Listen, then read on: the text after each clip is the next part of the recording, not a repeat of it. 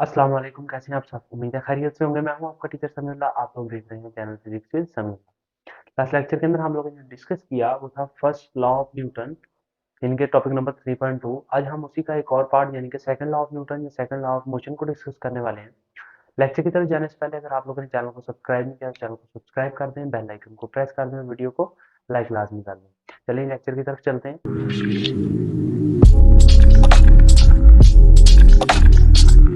Second law of Newton क्या है?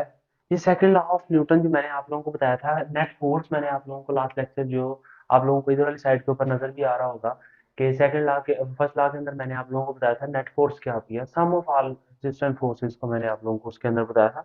कहता है deal with the situation when net force acting on a body, उसकी कि नेट फोर्स जो है वो किसी भी बॉडी के ऊपर एक्ट कर रही हो।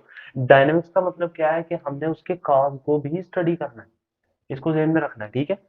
और स्टेटमेंट क्या कहता है, when a net force acting on the body, कि कोई भी नेट फोर्स जो है यानी कि कोई भी नेट फोर्स या सम ऑफ नेट फोर्स फोर्सेस का जो सम है वो क्या है, किसी भी बॉडी के ऊपर लगे और वो एक्सेलरेशन प्रोड्यूस करे। अब एक्सेलरेशन क्या है, सबसे पहले वो कॉन्सेप्ट को हम रिकॉल कर लेते हैं कि एक्सेलरेशन क्या है।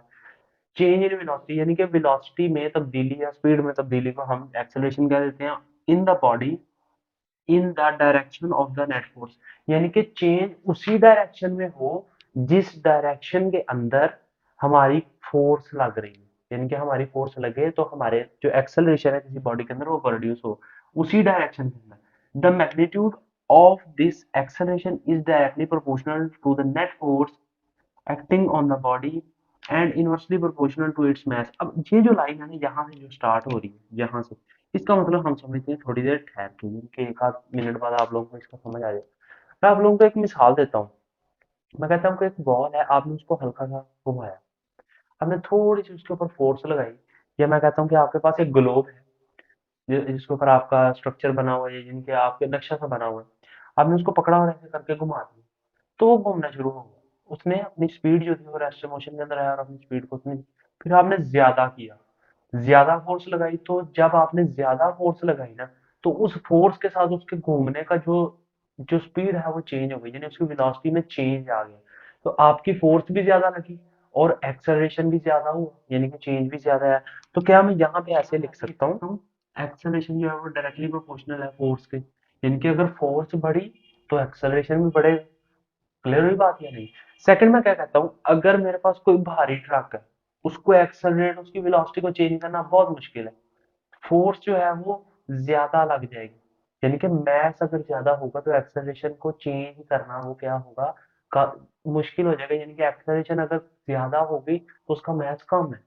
ऐसे है ना, मिसाल के तौर पर मैं आपको कहता हूँ कि ये देखें, अब आप, मैं यहाँ पे छोटी सी एग्जांपल यहाँ पे ड्रॉ कर देता हूँ। ये देखें, मैंने यहाँ पे क्या कहा, यहाँ पे दो बच्चे हैं, या आप कह लेंगे यहाँ पे बुक्स पड़ी है या कोई चीज पड़ी हुई है, ठीक। मैं यहाँ पे क्या करता हूँ, बुक्स ही बना देता हूँ, ठीक है। यहाँ पे तीन, इस साइड के ऊपर एक, दो, तीन, चार और पांच बुक्स पड़ी हुई हैं। अब देखें, अगर आपने इसको मजीद उधर वाली साइड के ऊपर खींचना है तो आप लोगों को जब फोर्स ज्यादा, तो ये आसानी से उधर चली जाएगी, या ये इनकी वेलोसिटी को चेंज करना आसान है या इनकी वेलोसिटी। तो हम कह सकते हैं इसकी वेलोसिटी को। क्यों? क्योंकि इसका मास जो है वो कम है, एक्सेलरेशन ज्यादा मास कम, यानी कि हम इसको कह सकते हैं एक्सेलरेशन जो है, जो एक्सेलरेशन है हमारे पास वो इनवर्सली प्रोपोर्शनल है मास के। क्लियर ही बात या नहीं, कि हमारे पास ये जो चीज है इसको इधर वाली साइड के ऊपर, इसको उधर वाली साइड के ऊपर हिलाना, यानी कि ये जो है हमारे हमने कोई बॉडी है उसको मूव करवाना है, तो हमारी एक्सेलरेशन में तब्दीली कैसे आ सकती है, वो इसी के साथ ही आ सकती है। अगर उसका मास कम हो तो एक्सेलरेशन ज्यादा हो। सिंपल है ना, चेंज इन वेलोसिटी है, छोटी चीज जो होगी उसकी स्पीड ज्यादा होगी। अब इसे याद रख सकते हैं। अब ये दो इक्वेशन हमारे पास आ गई, मैं इसको कह देता हूँ जी equation number one and equation number two. Equation number one and equation number two. अब यहाँ पे हमारे पास ये दो चीजें हैं, ये वाली एक, ये ए और एक, ये दोनों सेम है। तो मैं क्या करता हूँ, मैं यहाँ पे लिख देता हूँ कंपेयरिंग, कंपेयर कर दिया, कंपेयरिंग वन एंड टू।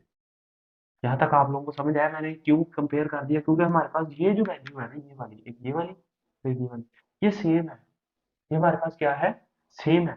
तो मैंने यहाँ पे ऐसे लिख दिया, ए हमारे पास बराबर है, ए हमारे पास डायरेक्टली प्रोपोर्शनल है F dot one over M के। ठीक है, अब इसको मैं आगे सॉल्व करता हूँ। ये ऐसे का ऐसे ही एफ हमारे पास है जी, F dot F over M लिख देता हूँ, एफ ओवर एम। अब हमने इस डायरेक्टली प्रोपोर्शनल को खत्म करना है। इस डायरेक्टली प्रोपोर्शनल को कैसे खत्म कर सकते हैं? प्रोपोर्शनलिटी कांस्टेंट लगा के। अब हमारे जेहन में आ रहा है कि ये प्रोपोर्शनलिटी कांस्टेंट क्या है? हमें कैसे पता चलेगा कि प्रोपोर्शनलिटी कांस्टेंट? मैं उसको कह देता हूँ जी कि न्यूटन ने हमें कहा था कि जी ए हमारे पास बराबर है एफ ओवर एम के। इसको जब मैंने चेंज कर दिया, यहाँ पे बराबर की जगह पे मैंने लगा दिया जी के। यहाँ मैंने क्या लगा दिया? के लगा दिया। अब यहाँ तक तो हमें सब। अब हमारे पास के की वैल्यू क्या होगी? यही है ना। तो मैं यहाँ पे एक और चीज है, इसको हम इसकी वैल्यू बाद में देख लेते हैं। इस चीज को हम इधर वाली साइड के ऊपर ले आते हैं। एफ के एफ ऐसे का ऐसे ही रहने देते हैं। के F is equal to M और ए, ये इधर डिवाइड हो रहा है, जहाँ पे मल्टीप्लाई होगा मैंने इसको ऐसे लिख लिया। अब मैं इसी ये जो इक्वेशन है मैं इसको कह देता हूँ इक्वेशन ए। ये वाली जो ए इक्वेशन है, ये वाली जो ए इक्वेशन, इसको हमने अब सॉल्व करना है कि ये वाली इक्वेशन ए इक्वेशन क्या है। अब ए इक्वेशन से हमने के की वैल्यू निकाली। हमारे पास एक्सेलरेशन जो है ना, एक्सेलरेशन, इसका जो फॉर्म हमारे पास यूनिट आता है वो बनता है हमारे पास एम एस माइनस टू। यही वाला है ना, 1 ms-2। और साथ क्या है? 1 न्यूटन। न्यूटन हमारे पास क्या है? फोर्स। हमारे पास क्या है? एम बराबर आ गया किलोग्राम। 1 किलोग्राम, 1 किलोग्राम, 1 एक्सेलरेशन और 1 न्यूटन। अब न्यूटन की वैल्यू हमारे पास आई, ये देखिए न्यूटन हमारे पास बराबर होता है किलोग्राम मीटर पर सेकंड का स्क्वायर। ये कैसे है ये भी मैं आप लोगों को इसी वीडियो में थोड़ा सा आगे जाकर बताता हूँ। अभी फिलहाल आप लोगों ने ये देखना है कि के की वैल्यू क्या है। उसके बाद हमारे पास आ गया जी मीटर पर सेकंड का स्क्वायर और जहाँ पे केजी। ठीक हो गया। इस केजी से ये उड़ गया, जहाँ पे के की वैल्यू है ना इसको लगाना नहीं भूलना कि ये के की वैल्यू है। ये वाला के मैं इस कलर से लिख दूंगा कि आप लोगों को ये याद रहेगा, ये के की वैल्यू इधर वाली साइड के ऊपर, ये के की वैल्यू, क्योंकि हम के की वैल्यू निकाल रहे हैं। ठीक है, इस के को इसके साथ मिक्स ना कीजिएगा।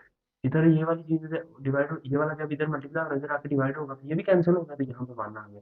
तो हमारे पास के की जो वैल्यू आ गई वो वन आ गई।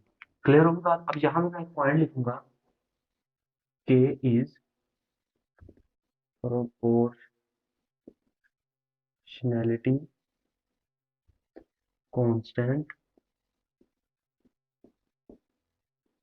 इट्स वैल्यू इज के इज इक्वल टू 1। तो जब हम इस वैल्यू में के की वैल्यू पुट करेंगे तो यहाँ पे 1 आ जाएगा। तो हमारे पास जो वैल्यू आ जाएगी वो हमारे पास आ जाएगा F is equal to M और ए। तो इस इक्वेशन को अभी मैं कह देता हूँ जी बी इक्वेशन। ये हमारा सॉल्व हो चुका है। ये हमारा क्या हो गया? सॉल्व हो चुका है। यहाँ तक हमारे पास जो है ये सॉल्व हो गया। मैं इसको जो है वो हाईलाइट भी कर देता हूँ बाकायदा तरीके से। यही हमने निकाला। नेक्स्ट हमारे पास एक यूनिट आता है फोर्स का, जो मैंने कहा था कि वो इसी के अंदर है। क्योंकि फोर्स है इसका यूनिट क्या है? न्यूटन। मैं आपको बताता हूँ कि अब न्यूटन कैसे आता है और व्हाट इज न्यूटन, और न्यूटन को आगे हम कैसे सॉल्व कर सकते हैं। चलिए नेक्स्ट चलते हैं। यूनिट ऑफ फोर्स क्या है इसको भी डिफाइन करना इसके अंदर जरूरी है। अब यूनिट ऑफ फोर्स क्या है इसको समझते हैं। The SI unit of force is Newton. The SI unit, अब ये जो एसआई यूनिट है ना, ये वाला जो एसआई यूनिट है ये क्या है? न्यूटन है। किसका? फोर्स का। ये किसका यूनिट है? फोर्स का यूनिट। और इसको किससे रिप्रेजेंट करते हैं? इसको हम रिप्रेजेंट करते हैं जी न्यूटन एन से, इससे ज्यादा करते हैं। ठीक है, ये हमारे पास इसकी डेफिनेशन है, इसको हम समझते हैं। कहता है 1 न्यूटन, 1 न्यूटन यानी कि 1 न्यूटन फोर्स क्या होती है? इज अ फोर्स, ऐसी फोर्स है कि वो फोर्स है दैट प्रोड्यूसेस, वो प्रोड्यूस करती है ऑन एक्सेलरेशन, एक्सेलरेशन प्रोड्यूस करती है यानी कि चेंज इन वेलोसिटी प्रोड्यूस करती है ऑफ 1 मीटर पर सेकंड, पर सेकंड स्क्वायर। वो क्या करती है? 1 मीटर पर सेकंड की एक्सेलरेशन करती है इन अ बॉडी, किसी भी बॉडी में जिसका मास 1 ग्राम हो। जिसका मास क्या हो? 1 ग्राम हो। चेंज 1 न्यूटन फोर्स, वो फोर्स है, उतनी फोर्स है कि जो 1 किलोग्राम बॉडी के अंदर, यानी कि 1 किलोग्राम मास जिस बॉडी का हो उसके अंदर 1 मीटर पर सेकंड स्क्वायर वेलोसिटी या 1 मीटर पर सेकंड का चेंज ले आए। वो क्या हमारे पास कहलाता है?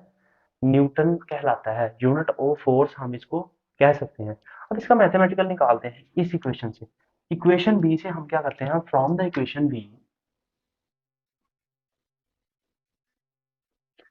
हमारे पास जो है फॉर इक्वेशन बी, अब बी इक्वेशन हमारे पास है F is equal to M A.